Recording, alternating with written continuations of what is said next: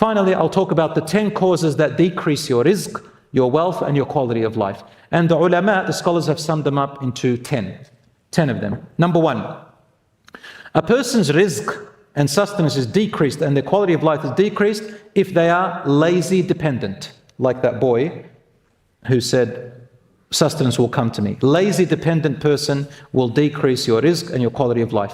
Number 2, israf and tabdir, which means extravagant spending, wasting, and mismanagement of resources. So if you have a lot of wealth and you are able to afford, more things, then go for it. But if you have less wealth and you want to buy the same thing as the wealthy person, then you are doing israf. You are extravagantly spending. So extravagantly spending is relative, within your affordability. Wasting your money is when you spend it on haram things. When you spend it on haram things, that's called tabdir. Prophet ﷺ said, مُبَذِّرُونَ إِنَّ الْمُبَذِّرِينَ كَانُوا إِخْوَانَ الشَّيَاطِينَ. Those who waste their money on haram things are the brothers and sisters of the shaitan. And those who are musrifin, meaning that you overspend beyond your means, Allah says, well, إِنَّ اللَّهَ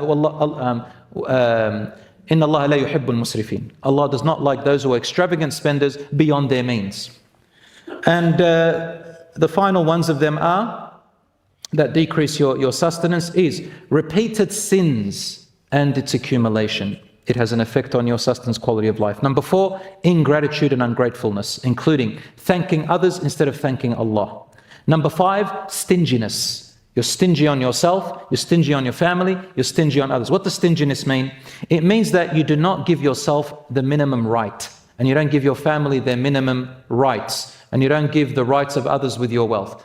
That means you are stingy. If you give more than their rights, then you are considered starting on the journey of being generous. So I know that some people, they might think that others are stingy because they didn't take them on a holiday, for example, or to a restaurant. It doesn't mean you're stingy. It means you're just trying to manage your wealth. But being stingy meaning that when you are stingy on food, on clothing, on shelter, on livelihood, the minimum requirements of a person to live. Number 6 is relying on superstitious and delusional beliefs. These decrease your wealth. People like that go mentally crazy. They rely on superstitions, delusional beliefs, omens and signs to increase their wealth and their quality of life. Number 7, abandoning zakah. Zakah purifies your wealth, and that's when you work something and some haram wealth comes into your wealth, let's say a small percentage of it and you couldn't avoid it, zakah purifies your wealth. Otherwise, your wealth is not blessed and there is no barakah. Number 8, abandoning your obligations, the fara'id, which Allah subhanahu wa ta'ala said to do, that decreases sustenance and quality of life. Number 9, carelessly earning forbidden income. You don't care where it comes from. There are people who can't avoid it. Allah's not talking about them. He's talking about those who don't care. I don't care if I get it from haram. And number 10, destroying family relationships. Destroying them, of course, we already talked about it, outside of your control. When you want to destroy it for your own whims and desires, that creates a bad quality of life, even if you think it's going to be better. Last things I want to share with you, my brothers and sisters, is a few du'as, a few dhikrs that you can do, inshallah, that the our Sharia has taught us, the Prophet ﷺ taught us. It's also in the Quran. And I'll just say a few of them and conclude with a beautiful poem, if you don't mind. So one of the du'as that the Prophet ﷺ taught us to increase sustenance and quality of life is the following. I just chose the shortest ones. Allahumma inni as'aluka ilman nafi'an وَرِزْقًا طَيِّبًا وَعَمَلًا مُتَقَبَّلًا.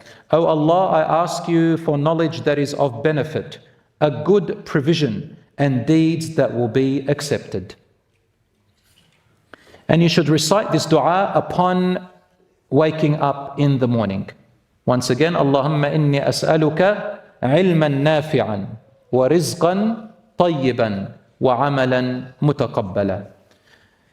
The second one is a dua of Yunus alayhi salam to take you out of any difficulty. Subhanaka Allahumma inni kuntu min al-zalimin. Or Subhanaka inni kuntu min al-zalimin. O Allah, you are so perfect, I am not. I have oppressed and wronged myself. Saying this dua will take you out of every hardship. The Prophet ﷺ said so. Another dua that you can say and dhikr is this.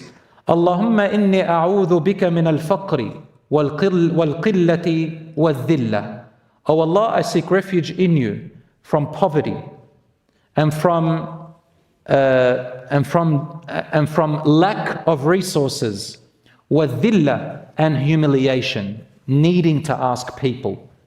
وَأَعُوذُ بِكَ أَنْ أَظْلِمَ وَأَنْ أُظْلَمَ, and I seek refuge in you, my Lord, from being an oppressor to others and from others oppressing me. This is Rasul sallallahu alayhi wa sallam told us, the hadith in Rawahu Imam Ahmad. So these are some ways, brothers and sisters, some dhikr. Download a book called Fortress of the Muslim and take some dhikr du'as from there that inshallah when you say them, bi'idhnillah, by the will of Allah subhanahu wa ta'ala, it has an effect on the provision, and Allah subhanahu wa ta'ala works with you when you make this dhikr. Finally, I finish with this beautiful poem of reflection. Someone wrote it, I don't know, it's an anonymous person, but I really loved it. It says, I asked for riches that I might be happy. I was given poverty that I might be wise. I asked for power that I might have the praise of men. I was given weakness that I might feel the need of God and empathy. I asked for all things that I might enjoy life. I was given life that I might enjoy all things. I got nothing I asked for, but everything I had hoped for. Almost despite myself, my unspoken prayers were answered. I am among men most richly blessed. In the Quran, every time I saw rizq, there are always four things about it that Allah connects. Number one, rizq is always accompanied with gratitude. You have to be grateful to Allah for the rizq. Number two, that it is accompanied with knowing that you get what you need, not what you want always. Allah gives you what you need for what He wants you to be in this life. Number three, it talks about never letting pursuit of wealth take over your obligations and worship. You stop it, you pray. You don't let it overcome your purpose of life and your worship. And number four, rizq is always attached to charity. Give. And when I say charity, I don't mean just to the poor and through charity organization. Everything you spend to benefit others is called a charity in Islam.